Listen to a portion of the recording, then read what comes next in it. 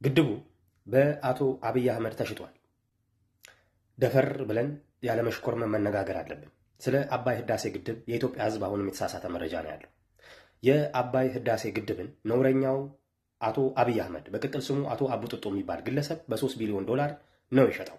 ግድቡ ተሽጧል ማለት መርካቶ ገበያ ላይ ተቸብችቧል ማለት አይደለም። ወይም ይሄ ግድብ አርማታውና ፌሮ ብረቱ ፈራርሶ መርካቶ በጊዜ ይሸጣል ማለት አይደለም።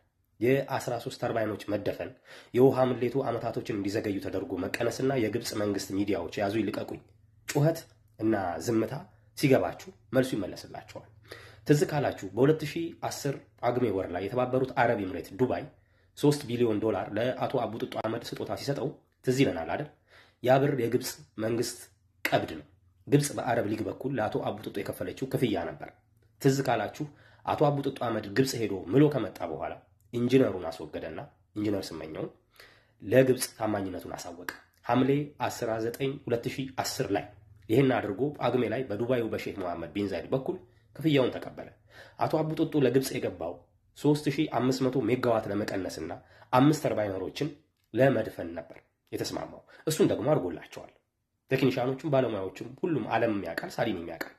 ክፍያውንም በአረብ ሊግ በኩል በቤን ዛይድ አማካኝነት ከግብጽ 3 ቢሊዮን ዶላር ፍስ አድርጎ ኪሱ ጨምሯል። በዛ በተገኘ ዶላር ወደ ብር ተቀይሮ የራሱን ባንክ መስርቷል። ኦቪድ ነው የሚሉት እነሱ ሪል ስቴትን ገዝቶበታል። በተባበሩት አረብ ኤምሬት በሚሊዮን ዶላር አፍሶ መሬት ገዝቶ ትልቅ ቤት እየገነባ ነው። የተባበሩት አረብ ኤምሬት ዱባይ ላይ ትልልቅ ሞሎችን ገንብቷል። በጣም ቅንጡ ተሽከርካሪዎችንም ገዝቶበታል።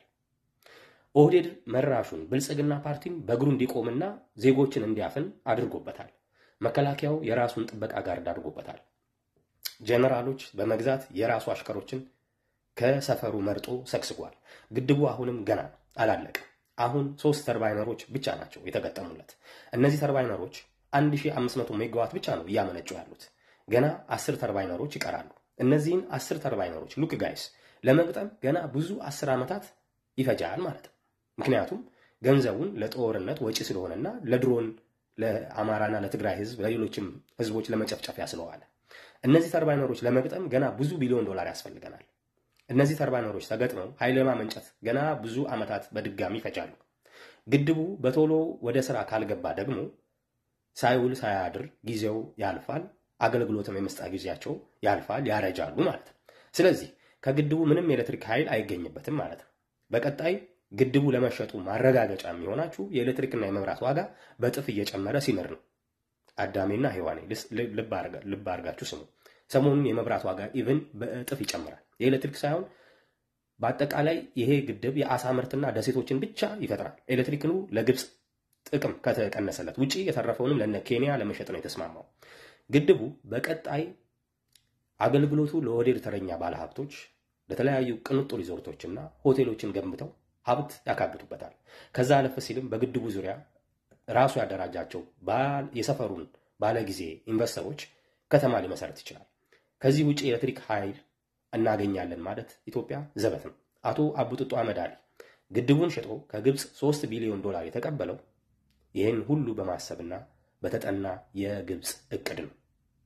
ግድቡን ሸጠው የምንለው እነዚህን ሁሉ አስቦበትና አቅዶበት ስለሸጠው ነው። የበሻሻው የጥፋት እቅድ በሙሉ የግብጽ ነው።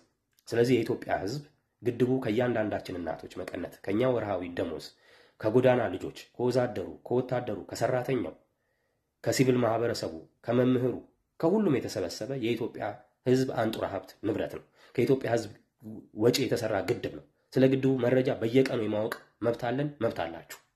ይህንን በሀገር ጥቅምና ክብር ላይ የማይታመን ወፈፌ ግለሰብ ተሳዳቢ ተከፋይ መንጋ ካድሬዎቹን እያሰማራ በየሶሻል ሚዲያ ቢያሰድብም ጥያቄያችን ግን ከግድባችን ዙሪያ እናድርግ። ዳግመኛ እንጥፍጣፊ ሿሻ ልንበላ አይገባም። መልካም ጊዜ ባልያላችሁበት ይመቻችሁ።